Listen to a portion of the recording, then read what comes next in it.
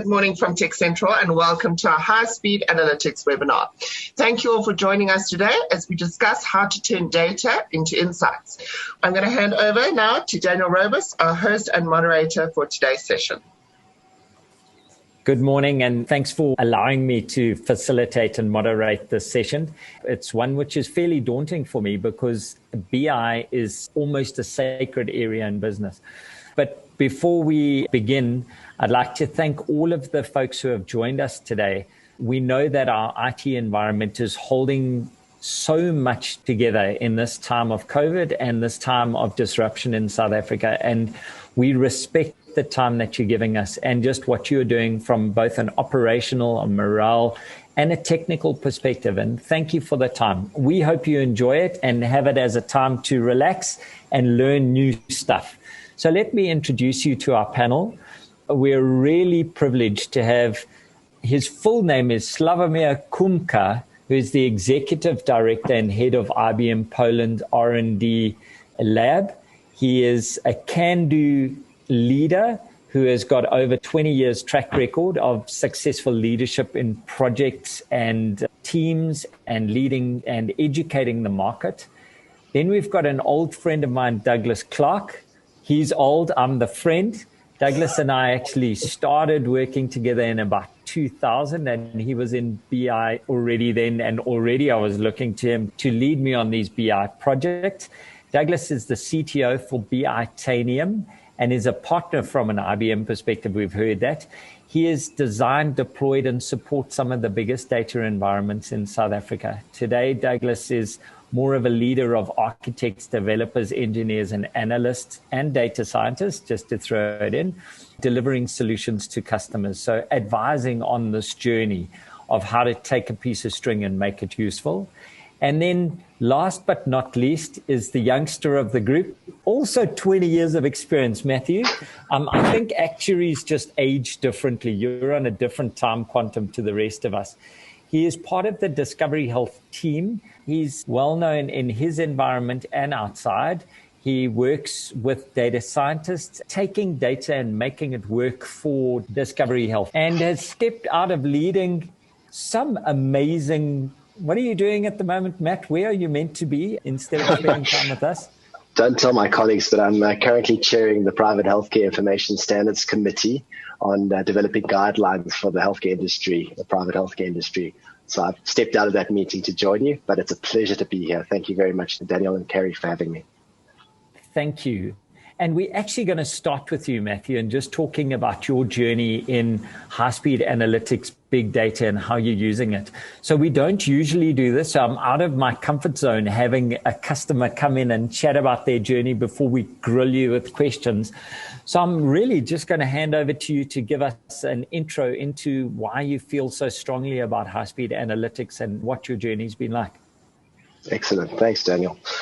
So I think we have the traditional BI stack where we've got, an online transactional database system that runs all of our claims and helps us manage all the administration that we need to do for the business.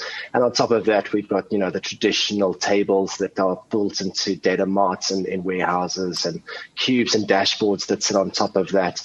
But it became clear that that current infrastructure that we had just wasn't meeting the needs of the analysts in terms of the sheer volume of data that we were collecting.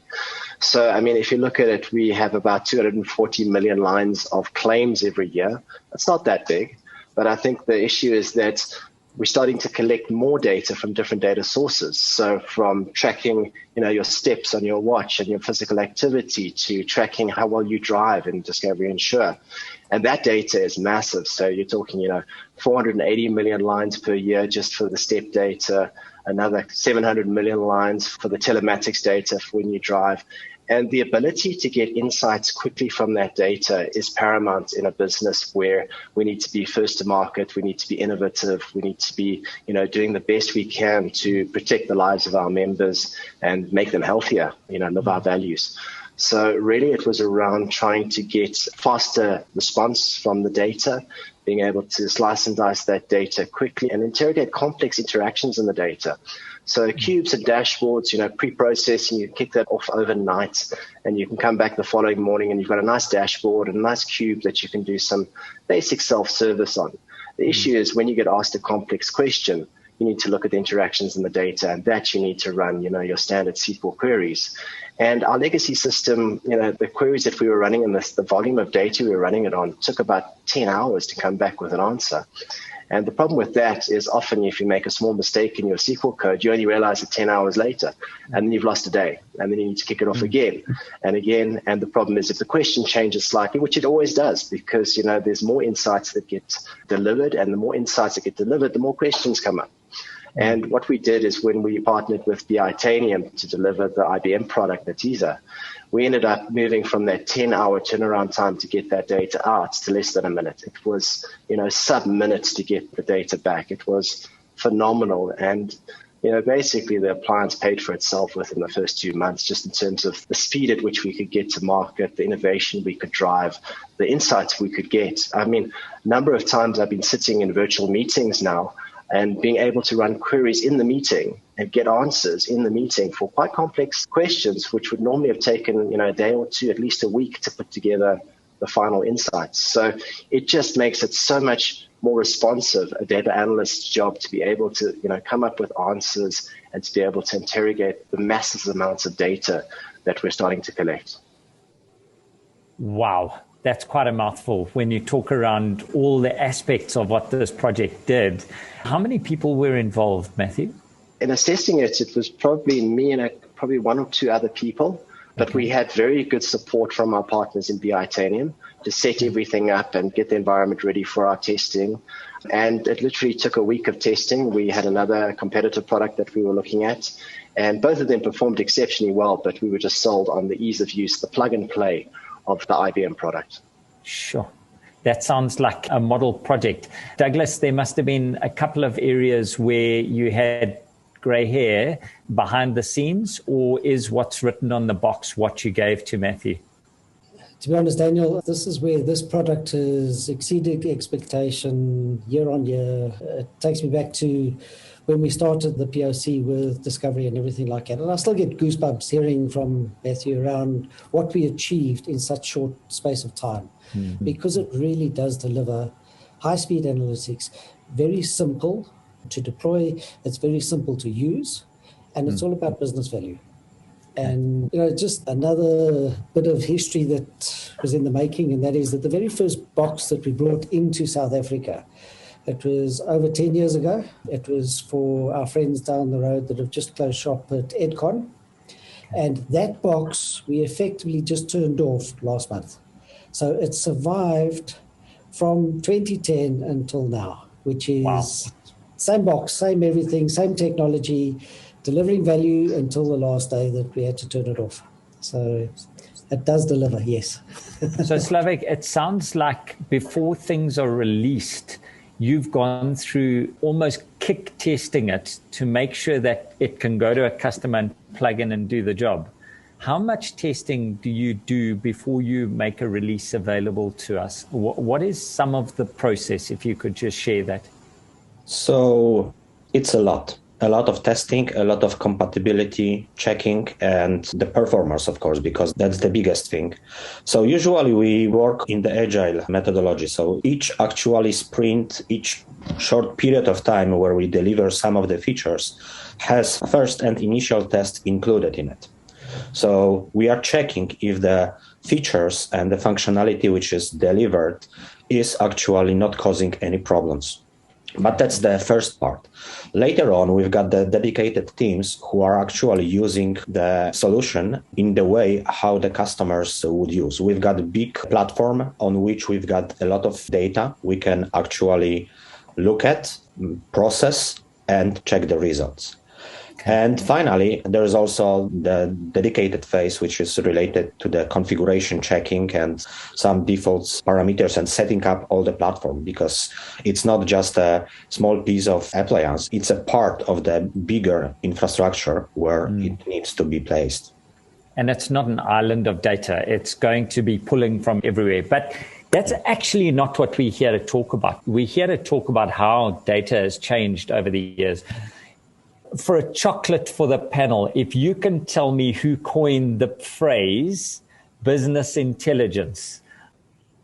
No, you got me there, Daniel. Okay. In 1989, there was a dude called Howard Dresner. It seems to all be Americans, who proposed business intelligence as an umbrella term to describe concepts and methods to improve business decision-making by using fact-based support systems. And I use fact-based in inverted commas because we've seen what happens with some of the data. So I want to get back to how did we get there? And I want to ask you this, Douglas, from a partner perspective. How do you feel data has grown and the use of BI over the last decade? We've seen huge change, Daniel. And I think if I just look at some of the financial institutions that we've been dealing with and the telcos, they went from possibly 10 years ago, possibly a terabyte or two per month. And now we're processing terabytes per day. And, in fact, we were in a discussion yesterday with one of the telcos, and effectively you're talking 10 terabytes plus per day that they have to consume. So the game has changed a lot. But I think what's important as well, and that is 10 years ago, we couldn't really action all the data that we had at our disposal. Whereas now with technology, we've got the ability to actually interrogate that, bring it all together, expose it to the business so that they can derive insights and value out of that data. So not only is it the growth of the data, but it's actually usability of the data that I think has been very important in this journey. So it's not just about a catch net for something. We've got to turn it into actionable insights. Slavik, are you seeing customers getting that right more in the norm, or are we still in the infancy stages? Is Matthew just an outlier for getting it right and making the data talk to the organization, or are more people messing it up than ever before? So I think people at the moment feel that there is a need for the next step. I believe it's probably not a very early stage, but it's just somewhere in the middle of the travel. So there is a big attention on the market towards those solutions. So people are wanting to take this data. Matthew, do you think the explosion of data is being enabled more and more because of the edge? Why are we seeing this massive explosion of data across the environment? Yeah, definitely. I think, with IoT and with everything generating data these days, so, all our call systems that we have at Discovery, they generate metadata in terms of, the duration of the call, the time of the call. There's a whole lot of operational logs. We're starting to, collect emails and actually analyze them after they've been responded to try and understand better ways of processing them. So a lot of it is collecting this operational data that before you just had to, manage at an operational level and trust that your call center and your email center were operating smoothly, do some spot audits. Now all that data is being produced inside these systems and is being analyzed with machine learning technologies like natural language processing, sentiment analysis, and the like. So there's a whole lot of additional tools to analyze the data which weren't available before, and the systems now actually produce those sets of data as IoT. I love that. And I think one of our attendees has put in the chat, the benefits from crunching data are clear. Do you have equal efficiencies in sourcing, preparing, verifying, and governing the data? Is a mature data management capability a prerequisite to roll out high-speed analytics? And I guess I should ask Matthew or Douglas. We can't ask IBM's R&D area just yet. So Douglas, give me a comment on that. 100%. So you've got to make sure that you've got the relevant data that is exposed in a usable format, fully governed and everything like that. Let's be honest, it's about the result set that we're chasing, and the results have to be accurate. Now, accuracy is relative, I think. If you're chasing call center statistics or something like that, possibly a lesser degree of governance is required from that perspective. But if you look at all the regulations, Popia, all that type of stuff that is governing organizations right now, we need to have an end-to-end stack. And this is what's great about, and I'm going to blow IBM trumpet a little bit, but their Cloud Pack for Data, which in the teaser is part of, does cover this end-to-end stack where we can actually govern the data, we can actually virtualize the data from the different areas and all of that good stuff. So Well, we're on to a winning recipe here, I believe, with IBM. And it's good. I want to get into there, Matthew, your source systems of data, your sources of data, the ERP environments, the hospitals, all of that. How far is your responsibility as part of the BI team and the high-speed analytics team? And how far down the value chain do you go in order to make sure that the data is correct? Where does your responsibility get in there? So, I mean, we do have teams who are responsible for the quality assurance of the data, and that's mostly from the existing systems that we run, our claims processing system, our authorization system, our admin and billing system, and they make sure that the data is representative of what's actually going on in that online system. So we do have that kind of quality assurance built in. The issue is with new data sources. So any data scientist worth his salt will know if there's garbage in, there's garbage out, and you need to understand the quality of the data you're getting in.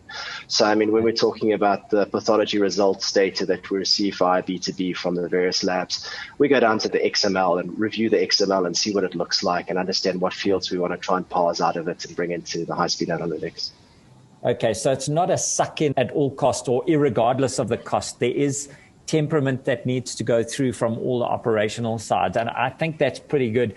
We've got a question from the favorite name that I've seen on a panel in a while, Amberjack Pumpernickel, who says, how do we bridge the divide between insight and business value? How do we build cross-functional teams capable of translating insight into action? I really like that question, and I think it talks to Agile, but I don't want to answer that. Who's putting a hand up? Is it you, Slavik? Are you answering that one? I believe that the key value and the key direction is actually to define the different roles and different personas, from those who are gathering the data, preparing the data, and those who are finally using BI tools to get the insights. But definitely it starts from gathering the data, cleansing them, and preparing further processing. And I believe that the one more aspect I would add to that, it was not mentioned yet, but I believe within that process, because of the amount of data, sometimes very big complexity of the queries and the difficulty to get the insights, we also think and actually already deliver that, where the machine learning and some artificial intelligence tools are in place to actually help with shortening the process and eliminating the potential errors. So that's the... So once we've cleaned the data, and maybe this is coming back to you, Matthew, so we've got this ton of data. We've got data lakes forever. How do I turn that into something that I can use? Where do you go?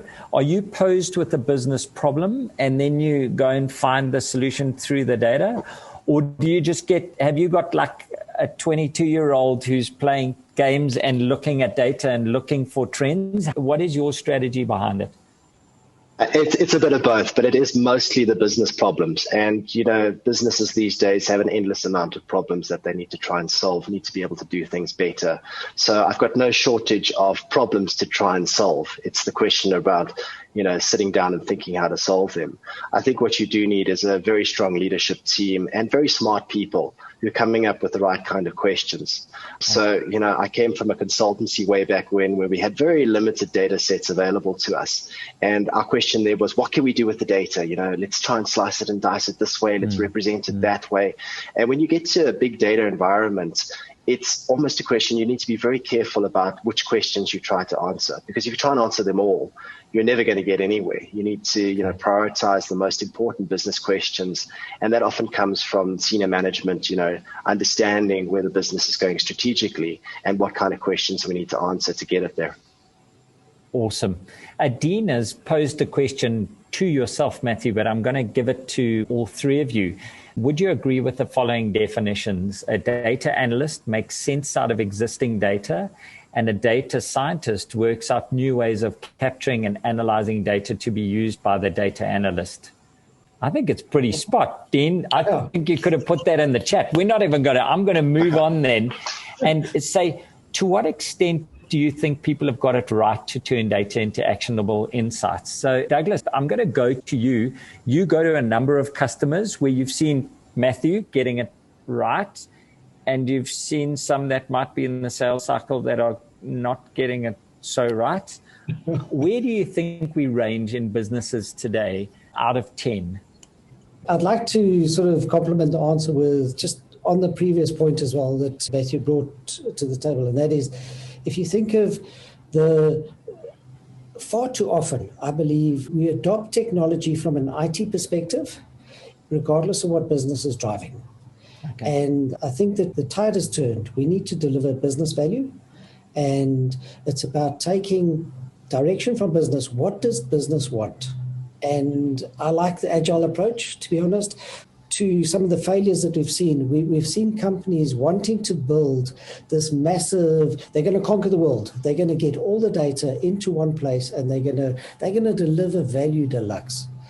Right? Build the stadium and they will come. Yay! Exactly. And I can see Matthew laughing because it doesn't work. Guys, it's about taking a business problem, start small, just take one business problem, understand what business need, okay? Go and find the data, make sure that it's governed and everything like that, and then give them that so that they can turn it into actionable insights. So from what we've seen, okay, failures are generally based on more of an IT-driven approach versus the successes are where business takes hold of IT and says, give me the tools, enable me in order to get the results that I need. So we haven't transformed our business digitally if we've moved our apps into the cloud. Are you saying that there's more to this transformation, Matthew? Are you having a chuckle at that? So is your data on-prem or are you in the cloud? And are you digitally transformed because of that? So most of our data is on-prem due to the high, confidentiality and sensitivity of the data we have. I think, we're exploring putting the data in the cloud, but very cautiously. The data we do have in the cloud is typically data that is generated in the cloud. So our telematics service provider for our tracking of vehicles insured by Discovery Insure is a cloud-based operator, and therefore everything gets done in the cloud, which makes sense. If it's generated in the cloud, no need to pull it down and, analyze it on-prem, rather do the analysis in cloud. I think going back to that previous question and the differentiation between a data analyst and a data scientist, I think everybody's trying to move along the data analyst maturity model, which starts off with retrospective analysis and understanding what's going on to kind of forecasting, and then really moving further into the more of the data science realm, which is predicting what's going to happen and trying to moderate what that is. And then right at the end is the prescriptive analytics. If I do this, if I change the benefits this way, how is it going to impact the members in the years to come and improve their health? So that's really, kind of where, and the different role players in that, the data analysts, the data scientists, the data engineers, they all play a part along that continuum. And I think the data scientists play a lot more of a role in the predictive and the prescriptive analytics, where they take this data and they apply, more machine learning models to come up with some of the insights that a data analyst may not have the skill set to be able to do. Yeah. So that's actually a great segue into Sanjay's question, which is how much time do you devote to debating and finding the right questions to answer? And all three of you have mentioned Agile in here, which is a key tenement to Agile, a key fundamental block to Agile. So are we all Agile fans? Is the secret to success of high-speed analytics being Agile, being able to pivot and getting the business and tech folk together? Is that a recipe for almost success, Matt? No, I wouldn't say so. I wouldn't say that the Agile works particularly well when you have the, multi-million rand business questions at play. You don't want to fail fast and make the wrong decision initially and then have to try and recoup, millions of rands of wrong decisions. So it is around getting to the right answer as quickly as possible. There will be iterations where, more insights are required to make the decision, but I think it is important. So we do apply Agile in a lot of the work that we do, but when it comes to analytics and providing, feedback to the senior leaders on decisions to be made, Agile is not that useful in my experience. So we're talking about a good old business consulting where we are going in and we are working at looking at those top 10 big issues. I'm going to ask Slavik, when you're in the R&D sessions and you're building these applications for release, how much of the business questions are coming through to you? Or are you building that it can enable those for release so that you can give Matthew freedom to do what he wants to do? So I believe it's a mixture, because part of our decision making is actually based on the challenges that customers sees, which are not easily possible to resolve with the system we have at the moment. So definitely some of those questions are part of the solution. But from the other hand, we've got full stack of additional capabilities we know we should deliver to give the full flexibility to the end user. So I would say both customer insight, customer questions, and the technical possibilities. Douglas, this is a question for you. Is HSA only for the big guys? Is it only for Discovery and the top 4 banks? Is there anything middle of the road, or are we just in analytics now? The game has changed, and I think high-speed analytics was expensive in the past. So it was for the big banks and everything like that. Although we've had one very small medical aid firm that's been on this high-speed analytics platform for, about 6 years now. Okay. So we do cater for that. But this is the exciting bit about where we're going to. And the fact that it's now cloud-enabled, you can start with a very small platform and you can grow into it. Or you don't go, whatever, it doesn't matter. But bottom line is that the entry point is a lot less now than it used to be. We can cater for everybody now. So that gives you more money to pay for people like Matthew. That's amazing. Matthew, what did you do before you had high-speed analytics? Mistakes? We waited. We waited for data. We waited for insights. A typical piece of analytics would take 2 weeks to deliver. And the business was understanding of that. They didn't have any other option. They knew that it would take 2 weeks to get all the right data together, make sure it was, correct, and to put together the presentation to feed that back. Sure. And I think now, to my detriment, business expects answers tomorrow. They're not waiting 2 weeks any longer. So it's, predominantly waiting and recycling of data if you can. So then earlier, before you had this, you could be making the wrong decisions just because you didn't have a full data set. So good intentions, decisions with good intentions, but not the right data set. Yeah, so I think we would never risk not having the right data set. I think we would just say it's not available yet. I'm rerunning the data. It's going to be another day or two before you get your answer. So it was just pushing out the business decisions further and further. Wow. I'm going to ask a tough question of both Douglas and Matthew.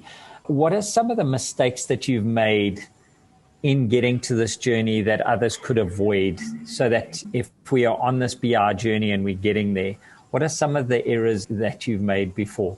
I'll start with Douglas because he's been sitting there for ages. We've made a lot of mistakes. And I think the one thing that we haven't done, and that is overpromised with this technology that we can employ.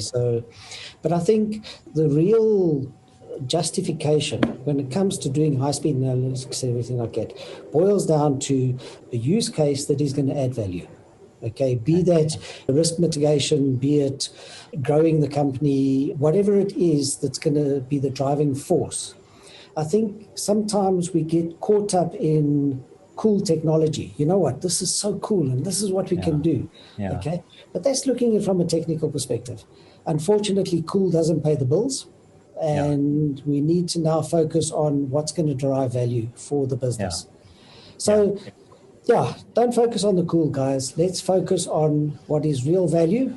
And trust me, this technology can deliver. And that business case then can stand against the budget that's going on. And when it takes a little bit long to get there, you need the solid business case. So spend more time up front planning. Matt, any mistakes that we can avoid to getting there? Yes, a couple. So the one is don't let just anybody on your high-speed analytics device. Don't give me login. Basically. Don't give me login. No. So it's very difficult to break. I don't think we've ever broken our Netiza. But we have, dragged it down to a crawl if an analyst runs a query on it, which is just a terrible query. It's not distributing the data effectively and the compute power effectively. It results in all sorts of bottlenecks, so that it basically blocks up the whole appliance for everybody else. So the first thing is to make sure that your data scientists, your data analysts are trained specifically on the SQL needed for that appliance. It's typical ANSI SQL, but it does have a few nuances that you need to be aware of. The second thing is data governance is very important. Garbage in, garbage out. If you don't manage it, it's going to turn into a big ugly swamp, and everybody's going to be utilizing all the compute power to try and clean up the data and understand it rather than, getting to insights. And I suppose the last one is space on these appliances is at a premium of a cost. So don't let your users fill up that space with temporary tables that they're never going to use again. Make sure that you've got a process where you go and clean out those temporary tables, because otherwise you end up with a massively bloated machine. It doesn't hamper the performance at all, but it does hamper the ability of the analysts to produce new temporary tables to get to those insights. And when you're in cloud and you're paying space like that, it can come with a hefty price. Narcisa has asked, what's the best data collection techniques and methods that can be used for rural environments like the Eastern Cape, where ICT is challenged? And Narcisa, I'm going to answer that. We're talking about once this data's already got there. So I think you can reach out to Matthew, and if you've got an opinion, you could send it through. But we're not really going to be able to answer that right here. Then we've got another one from LT who's saying, what is your strategy, Douglas, when you go into an organization? How do you achieve or work towards business/IT alignment so that IT responds to business needs and not opting for the new shiny IT thing? I think you've answered that, but if you want to specifically give that a smash, what is a technique that you would use if you're getting into a new customer, we're going on a new BI journey, and we've got to get this alignment? Is there a tool that we could use? To be honest, Daniel, I think it's more cultural within the organization that you have to address. But that's where it's nice to be an independent coming in. So we can put it out there that, if we get into too many meetings where it's just IT focused, nothing stops us from saying, guys, we cannot continue until we get business involved. Okay. And, we do push the envelope because of our beliefs that we've got to do it right. So, but I think it's more around the culture of the organization. If it's not right and you've got, call it the tail wagging the dog, it's time to change. Okay. I like that twinning of business and IT works really successfully, especially in a BI environment where we are going towards something unknown. Slavik, this one is for you. And I don't usually take anonymous attendees' questions. Be proud of who you are, man. Be proud. Put your camera on. Look gorgeous. But for use cases that interrogate both public cloud and private data sources, is there a high-speed compromise with our co-location? So are we losing out if we've got different sources of data? Slavik, I'm going to ask you that and then chuck to Matthew. Yeah, so basically, I would say it was mentioned by Douglas already. I believe that the Cloud Pak for Data, our IBM platform, where the Netezza performance server is a part of that with the tools and machine learning, is the response for that, because the platform is capable to operate in the hybrid mode, where some of the data are gathered to the system from the cloud, some from prem. They are, of course, delivered in the way which is actually dedicated for the persona who is asking for the data, and then make the processing and deliver the solution. So awesome. I would say Cloud Pak for Data is the answer for that. Okay, so we're not compromising if your data sources are on-prem and we've got cloud sources into the same high-speed analytics environment. It's how big is your pipe? Matthew, you wanted to comment on that one?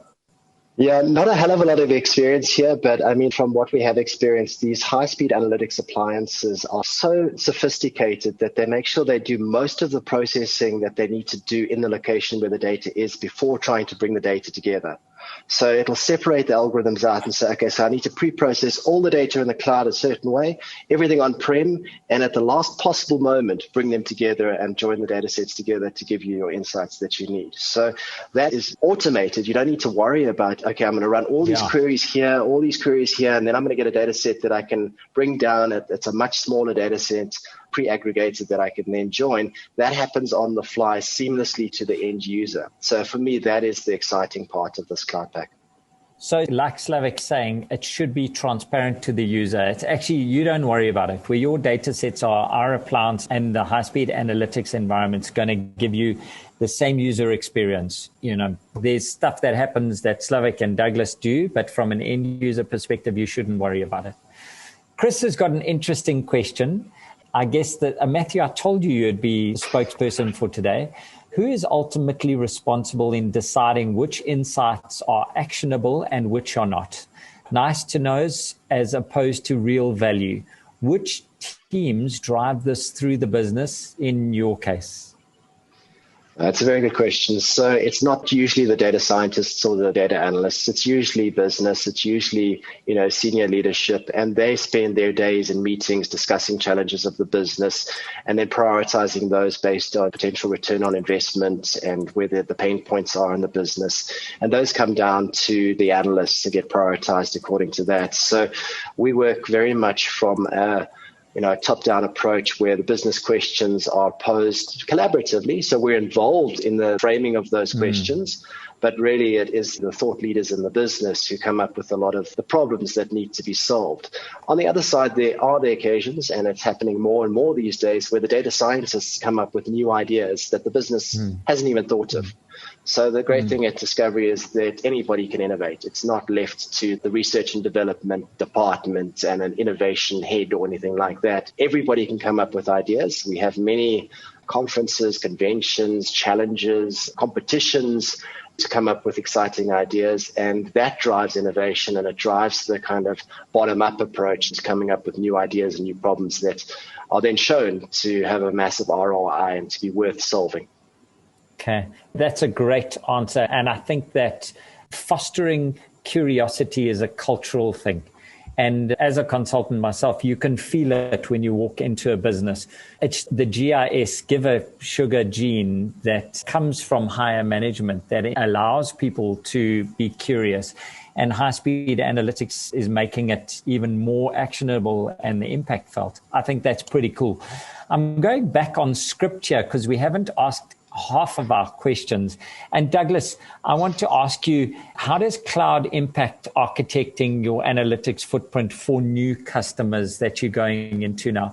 Are you just going in with a cloud first response in spite of what Matthew said earlier about data and sovereignty? No, and I think the maturity of organizations in their data journey is going to dictate that. And I do like the messaging that we do, and that is it's hybrid. So it's a case of prepare for cloud. I think we all know it's coming. So as long as everything is cloud ready, then the organization can adapt as and when they need. Because at the end of the day, like Matt said, you need the data close. So it's no good adopting this massive cloud strategy and everything is on-prem. So that's the one thing. And then I think it's just, if you look at where businesses are gaining value right now, it's a case of they've got disparate data sources. They've got some data in the cloud. They've got some data on-prem. In fact, they've got data all over the place. And this is where the virtualization side of, call it the big data stack, is very, very important. And business shouldn't worry about where the data is. Let's be honest. That's an IT decision. Yeah. And IT should be making decisions based on price, performance, all that good stuff for business. But at the end of the day, they have to provide the data. And I think that's where the IBM product set does talk to that very nicely. Okay. So I've got another question, which is for us who don't go into high-speed analytics, is high-speed analytics now just a label and it's going to become the de facto standard? I guess I'm asking you, Slavik, this question. Is high-speed analytics now superfluous? It's just analytics and high-speed is expected? Or is there different tiering to customers? We have high-speed analytics requirements and we have analytics requirements. I believe, again, it's not the straightforward answer because I believe it's a mixture, but I would say that the high-speed analytics is at the moment must have scalability, flexibility. That's kind of the basement for every type of the use. Okay. So with such amount of data, it's a ticket to the game. Yes, exactly. Okay. Douglas? I can talk to one of the financial institutions that we support and everything, and that is they've got data going back 15 years plus, and they need to keep that available so that people can do analytics on it. But if you had to put that in a very high speed or high performant analytic platform, it's going to cost you plenty. We would love it, but I think the bank would go bust. So bottom line is you need to segment the data. And this is where the data virtualization comes in. The user needs to see one view. I want to see transactions for the last 15 years, whatever it is. But at the same time, let's put the last 3 months of that data on a high-speed appliance. Okay, and then the last 3 years on a lesser appliance or whatever. Okay, and then the history, okay, that's going to be queried ad hoc. Okay, that can be on a very slow storage and everything like that. But it mustn't affect usability. The user's got to know, if I query old data, it just takes longer. But I've got to be able to query it. So, but I guess that's where, Douglas, where you come into play is we're talking about what the reporting is for. If it's in context, if it's predictive, or if it's retrospective, and then we can break it out. So we don't have to one brush paints all. This is another IBM question for you. Do you offer guidance to people, to partners like Douglas, to Matthew, on how they should break the data, or are you just giving them the appliance? We've got dedicated teams, our consultants, and even our engineers who, in the initial phase with great business partners, like, for example, Bitanium, and of course, other customers, we sit together and we provide the guidance. But since we do not know the business challenges and the answers they would like usually to get answered, they need to move forward by themselves later or use the dedicated services who are going to provide a solution. But initially, for every new capability, we've got a number of the sessions for business partners, for customers, to guide how to use it, how to actually start with that, and how to enhance the existing capabilities they already have. Okay. That's awesome to know. So it's not just a box drop and then you have to go and poach Matthew from Discovery and get him to go and set up your environment. Come on, Matt, I'm selling you here. All right, I'm going to ask I wrap up the same way every session. I've asked you to prep on this for all of our attendees. It's not a surprise for the guys. Slavik, Douglas, I'm going to ask you, what's the most exciting thing coming out of your arena from a technical perspective in the next 6 months? So if you've got an early release you want to share with us, that would be brilliant. Then I'd like to know from the three of you, what is your personal focus for the next quarter? And then the last one, probably the toughest, for customers who are considering moving from a disparate BI environment into a high-speed analytics footprint, what one piece of advice would you give them? So Slavik, as the technical lead in the R&D area, what's coming out in the next 6 months from IBM that you're most excited for? Let me start from in my opinion, one of the biggest steps we would like to deliver is going to be fully available on the Cloud Pak for Data, but it would be Netezza Performance Server delivered in the software as a service model, where actually we open capabilities for partners and for us, for IBM, to give access to the smaller customers to just try before they decide to expand. This is what Douglas has said. So that's one of the exciting news which is going to be delivered in the second half of this year. I would say that another big step, which is actually a request from many of customers, is Netezza multi-tenancy on the system. I believe it would be kind of the game changer because it would allow the appliance to process more data in the completely independent, isolated ways. And the third one, which is also very, I would say, expected, it's enhanced scaling, and the scaling where you can compute when the system continues to be operational.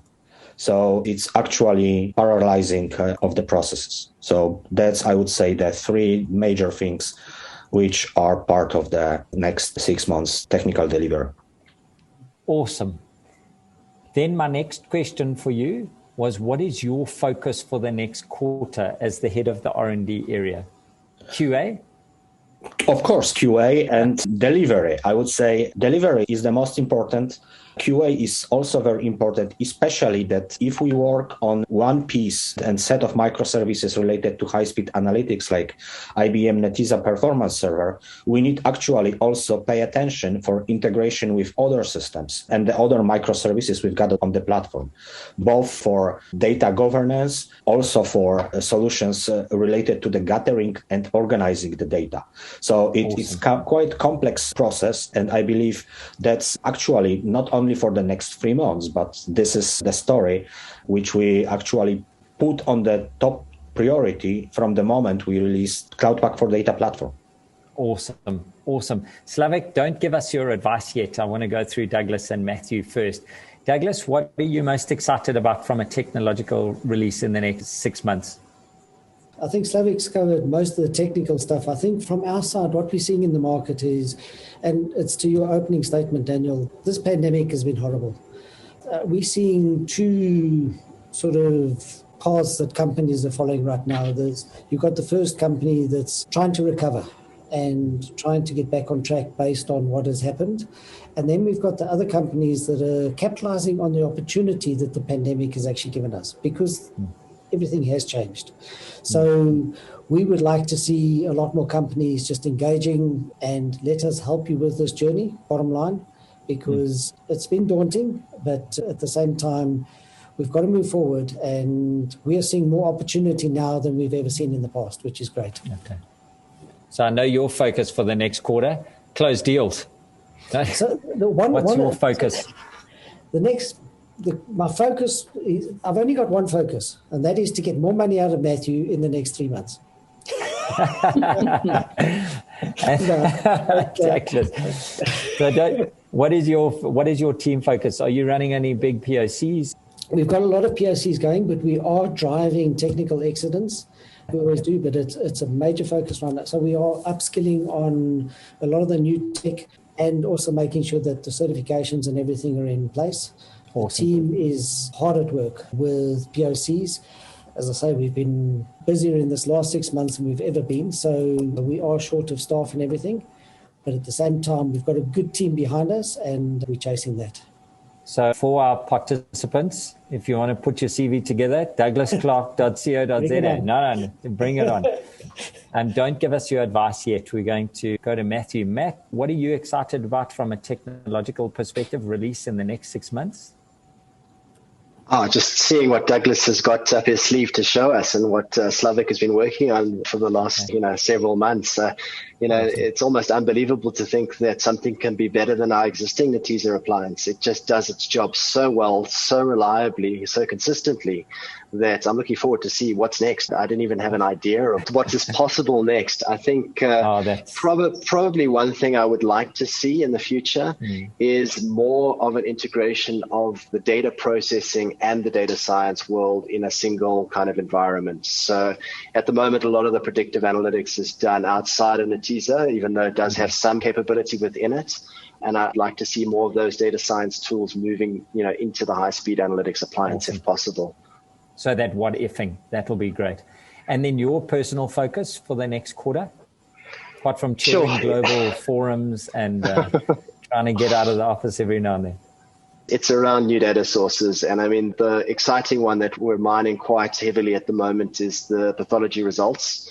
So we started way back when looking at HIV results, trying to provide better management of our HIV population, looking at their viral loads and their CD4 counts. And that spilled over recently into, trying to manage diabetics better, looking at the HbA1c results. But I think we're looking at using pathology more for the acute conditions now and less for sort of the management of chronic conditions.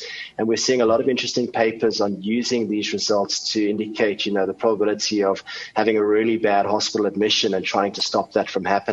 So really trying to, ensure our members remain healthy and that they are protected. So that would be our kind of next drive. Not to punt you at all, but I thought your CEO's COVID presentation on the BI was outstanding. Outstanding. So what advice would you have, Matthew, for someone that's going onto this high-speed analytics journey? Don't underestimate the importance of a strong BI team and a strong BI partner. It is very important to understand how BI plays a very important role here. And then also understand where your bottlenecks are.